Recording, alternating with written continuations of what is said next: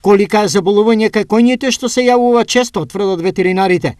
Нема временска рамка за појава на болеста. Најчесто заболувањето е проследено од 3 причини. Првата причина е претерано, злоупотребување на коњите, односно користење за работа и при тоа покасно давање на огромни количества на вода. Втората работа е обстипација на цревата од различни причини, а исто така и послабо снабдување на самите црева со крв или пак големо количество на паразити во цревата на коњите. Потење, висока температура се дел од симптомите што укажуваат дека коњот е заболен од колика.